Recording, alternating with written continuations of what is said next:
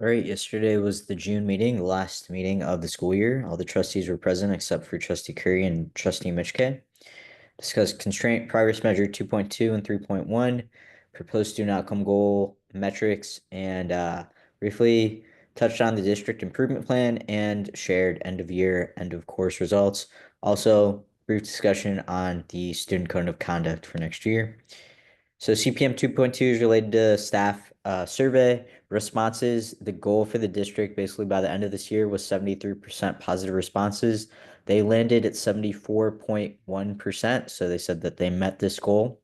And then it also shows the data broken down by the actual question. And it shows the percentage of positive responses. And then the number on the far right is the percent of neutral responses. And there's pretty much an increase from last year in all of the questions.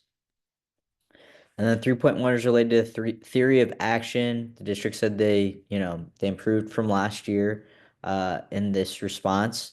Uh, and there wasn't too much discussion. They just talked about how previously principals had mentioned the theory of action felt more like rewards versus actual autonomy. So how to kind of shift that, but there wasn't too much of a discussion on this. Trustee Foreman wanted to know how the survey questions have changed since 2018 and also how many teachers participated.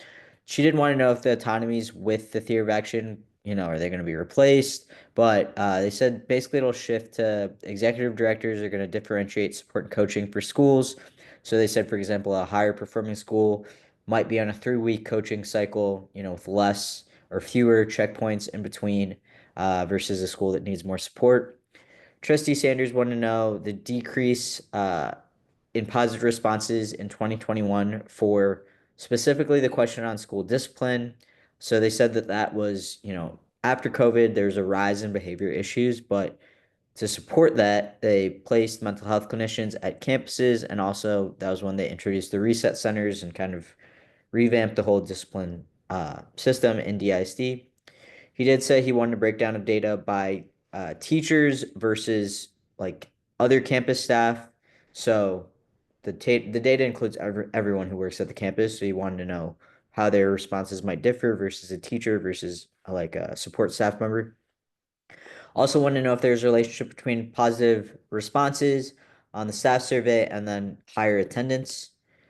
Trustee Mackey wanted to know if DISD is the only district that conducts this particular survey. They are, and then what led to the increase in survey scores. So they just continuously seek input from staff, uh, focus groups. They mentioned the Stay campaign, where administrators met with staff to encourage them to stay at their campus. And then how does the district support schools with declining scores? So they receive direct coaching from their executive director, make sure that the districts are following the culture calendars that are provided by the district, and then they just interview campus staff to see what might be going on. He did say he would want a comparison to see how the scores compare between the staff survey and the student survey by campus. Trustee Weinberg wanted to know how the number of responses have changed over time and also wanted to know if there's a relationship between the survey scores and then student achievement. Trustee Garcia wanted to know the breakdown of scores by grade level, specifically like elementary, middle school, high school. Also wanted to know how often focus groups were conducted and how participants for those focus groups are recruited. And then this was the proposed student outcome goal metrics for the next 5 years. So they did mention that a lot of this data is preliminary, the data that just came in from the STAR test. So these metrics might change as they establish their baseline and create their target. But this is just based off preliminary data. And they did say that they mentioned this goal being aspirational but attainable. It would be a 10% increase over the next 5 years in domain one. Also want to clarify that the way that they do this is they take basically an average of the percentage of students who get approaches, meets, and masters. So it's like a weighted average kind of. Um, and then they did mention that they probably will change the GPMs just the way it's worded right now, it says at or above the 50th percentile. They mentioned that, the statisticians they've worked with iReady have said that, iReady already creates bands in which they can say if a student is on grade level or not. And that's a better metric than just at or above the 50th percentile. So they probably will shift to that type of language. And then same thing for math. Preliminary data could change, but they did mention, this is an 11% increase in the goal. So aspirational, but they do think it is attainable. And then, same thing. This is this is eighth grade reading and writing. They will likely change the GPMs to just be if the student is on grade level or not. This is the same for math. And then this is CCMR. So they did mention that the CCMR requirements will change soon. So they didn't want to create targets because they're trying to figure out what those requirements will actually be and what will indicate if a student in a CCMR met. They do think that the current GPMs that are outlined here will be factors in that. And then they also did mention that the personal financial literacy course, that actually will be a graduation requirement starting in 2026, so the 2026-2027 school year. So basically all graduates will have to complete that. But they did say they wanted to keep it as a GPM just to show, especially for next year, when it's not a requirement, what percentage of graduates will complete that course. And they did share the constraint progress measures. They were the same as last month, so I didn't include a slide for them, but you can see they're linked at the top, and they're on the district website. So Trustee Mackey wanted to know if domains want to, it's a percentage, so it's more similar to like an indexed, an average of the students who are getting approaches meets masters. So he did say that language might be beneficial to include that somewhere in the goal, so that way, the public understands what it's actually measuring. And then the current baseline for extracurricular participation is 71.4%. This is related to a constraint progress measure, and a student must attend a minimum of 9 times to count. So it's not like they can just show up, once and have that count toward extracurricular participation. And then CPM 3.1 related to proficient one or above teachers. He wanted to know if that includes at priority campuses. If that includes core subject teachers or all teachers, it includes all teachers. Trustee Sanders wanted some language around, if the state changes the test or the scoring method, how the district will deal with that, because that has happened in the past. And then also wanted to know how the district works with partners to include students that might not be enrolled in district run extracurricular activities, but they are involved in like activities that the partners might have going on, how those students can be represented in data.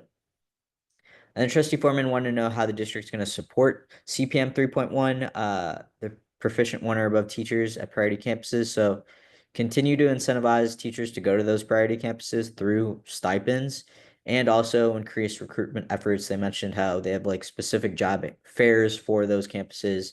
And then she just wanted to know how many of those teachers are currently at priority campuses. And then the superintendent's report, they briefly mentioned the district improvement plan. They shared these are like the strategic initiatives. But this is something that the district basically talks about throughout the whole year. So won't go too in depth on that. But then they did share end of year results for iReady. So this is reading. The top bar represents K through 8. So basically an aggregate of all the data. And then the green bar represents if a student's on grade level or above grade level. The yellow represents if they are within one grade level behind. So like either, they are one grade level behind or they're a half year behind. They would fall in that yellow bar. And then red is anything more than that. So 2 or more grade levels below. And so pretty much improvements across the board. They did want to mention fourth grade. So there was an improvement, 5% increase in students being at grade level or above.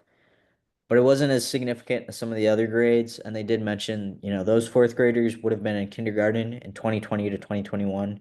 So basically, at the start of the pandemic, they would have been probably virtually learning. So that might be why the increase isn't as significant.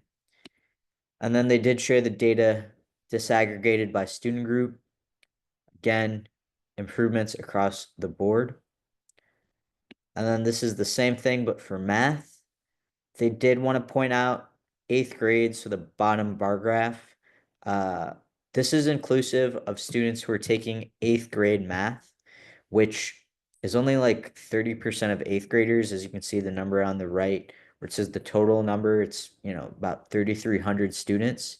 So the majority of students in eighth grade actually take Algebra 1, and they do much better. So they mentioned, how are they going to support students who are in eighth grade math, but also just the ideology behind that is if you push a student, to a higher math like Algebra 1, they typically perform better. So kind of like grappling between that, pushing those students, but then how to support the students who are in eighth grade math, because they aren't performing as well. And then this is the same data broken down by student group improvements between beginning of the year and end of the year. And then they shared end of course data for the high school STAR test. So the chart on the left is inclusive of all five improvements between last year and this year for approaches, meets, and masters. Chart on the right is for Algebra 1, so 1% increase in approaches from last year, 4% in meets, and then 4% in masters. For English 1, there's a 2% increase in approaches, but there was a 1% decrease in meets, and then masters, it stayed flat. English 2, a 3% decrease in approaches, 3% decrease in meets. There was a 1% increase in masters. And then biology had some significant increases. So 6% increase in approaches, 6% increase in meets, 3% increase in masters, and US history also improved in all categories, not as significant as biology, but 1% increase in approaches, 3% meets, 4% masters. So discussion, Trustee Sanders wanted to know the percentage of special education students at ACE campuses. Also want to know how much flexibility teachers have in implementing the high quality instructional materials. So they said there is flexibility in pacing. They don't expect every teacher to be doing the exact same thing every day. They want them to be attuned to the needs of the class as they see it, being rolled out. But they did mention that because there is such a high amount of mobility in DISD. So teacher or students are changing schools, mid-year. Uh, they don't want the pacing to be too off base of what they recommend because if a student's, enters a class mid-year, they want them to be pretty close to where they should be at uh, based off their other class. And then Trustee Weinberg wanted to know, what do literacy and math acceleration specialists do? They conduct small groups of students who are multiple grade levels behind. And has the district stopped any initiatives just due to ineffectiveness based off the data? So they haven't really stopped anything, but they do make changes to improve implementation. An example they used was the acceleration specialists. They used to be housed, in central office, but they realized they're more effective when they are placed at a campus. And working with those same students every day. And then Trustee Foreman wanted to know the data on students who earn dual credit hours while also attending Career Institute. Also, the importance of filling the vacancies for mental health clinicians. Also want to know for tenured teachers, the raises that were included in House Bill 2, is that going to be just a stipend? Will that be included in their base salary? So they do plan on integrating that into the base salary. And also what has led to increases in kindergarten scores. So the district has a lot of initiatives for early learning, but there also has been an increase in attendance. And then Trustee Mackey want to know if free full day pre-K includes both third or pre-K 3 and 4. It does. And then he did want some data on those students who do complete pre-K and DISD, how do they grow over time? Are they performing better in, kindergarten, first grade, second grade? And how many of them matriculate to first grade just as is. And then they did share the student code of conduct. There was not a full report on it, but there was some questions. So Trustee Foreman asked about House Bill 6, how it affects discipline. So they added language around campus behavior coordinators, teacher referrals, threat assessment, cell phones, vaping, virtual alternative education programs, and suspensions. For suspensions, the change was now younger students can be suspended. So pre-K to third grade students can now be suspended, but the district does not suspend students, so it doesn't really apply to DISD. And then about the cell phone ban, so they're waiting for TA to create rules around implementation. So the way it's written, it just says cell phones can't be used during the school day.